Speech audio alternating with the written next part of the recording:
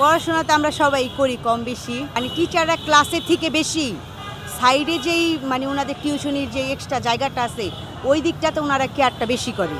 ক্লাসে মানে যা মানে যেটা শেখানোর কথা ওইটা ওনারা আমাদের ক্লাসে শেখায় না, ওইটা আমাদেরকে মানে ওনাদের এক্সট্রা যেই কোচিং বা প্রাইভেট ওর মাধ্যমে আর কি ওনারা করে। এটা হইতেছে গিয়া তাদের একটা ইনকাম বেশি করে।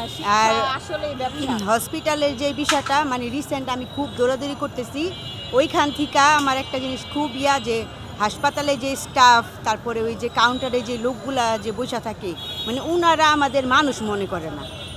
মানে একটা মানে আছে না যে আমরা তো প্রয়োজনেই ওইখানে যাই, কিন্তু ওনারা আমাদের প্রয়োজনটারে মূল্য দেয় না। তো একদিন যেমন ওদের হাতে 50 টাকা আপনি গুইজা দিলেন, তখন দেখা যাচ্ছে যে ওরা আমাদের একটু মূল্যায়ন বেশি করে টিকিটটা আগে দিয়ে দিতেছে। তারপরে ধরেন আপনি একটা পরীক্ষা করাইতে গেলেন, ওইখানেও ওদেরকে একটু টাকা বেশি দিলে ওরা আগে সিরিয়ালটা দিয়ে দেয়। তো এগুলো খারাপ না, তো এগুলো হলো সবার আগে চেঞ্জ করতে হইব। টিচারের ক্ষেত্রেও তো টিচাররা তো ক্লাসে কোনো মূল্যায়ন করে না। টিচাররা প্রথমত ক্লাসে গাফলতি করে, এই গল্প শোনায় ওই গল্প শোনায়, পরে যেমন পাশে ডাইকা নিয়ে বলে যে আমি একটা কোচিং সেন্টার খুলছি বা তোরা আমার কাছে প্রাইভেট পড়, তোরা যদি আমার কাছে প্রাইভেট পড়স ওই ক্ষেত্রে দেখা যাইব যে তোদের আমি পাস করাই দিব এই সাবজেক্টে, তুই একটু খারাপ আসস। তো এই ক্ষেত্রে টিচারগুলো আরও ভালো না, প্রথমত ওরা বেতনও পাইতেছে, দ্বিতীয়ত ওদের একটা এক্সট্রা ইনকামও হইতাছে। পুরাই ব্যবসা, একটু না পুরাই ব্যবসা, মানে দুর্নীতি চলতেছে। টাকা চিনে ওনারা, আর কিছুই না।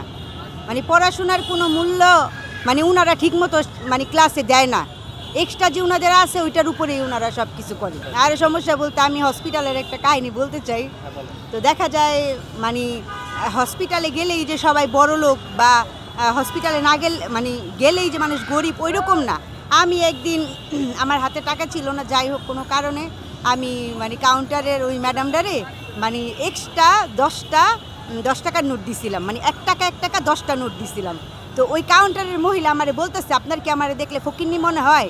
আমি কি এখানে ঝালমুড়ি বেচতে বসছি?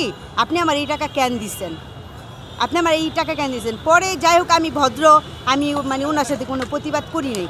সাথে যারা ছিল তারা সবাই বলে আপু থাক, আমি মানে কান্না করে দিচ্ছি ওনার ব্যবহারে।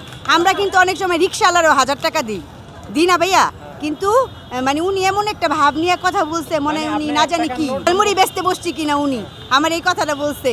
হ্যাঁ, সে পরে মানে আমি খুব কষ্ট পাইছি ভাইয়া, যে উনি এমন একটা আচরণ, হসপিটাল আসছে, ওনার তো এই ব্যবহারটা করা উচিত হয়নি।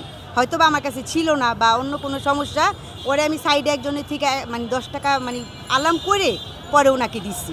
মানে মোট কথা ভাইয়া অবহেলা করে, এটাই বড় কথা। আমরা তার ওইখানে মাগনা বা ফ্রি দেখাইতে যাই না, আমরা তো টাকা দিয়েই দেখাইতে যাই। হসপিটালে যাইতে হলে আমাদের রিক্সা ভাড়া দিতে হয়, দেন আপনার এই টিকিটের টাকা দিতে হয়, ডাক্তার দেখানোর ভিজিট দেখাইতে হয়।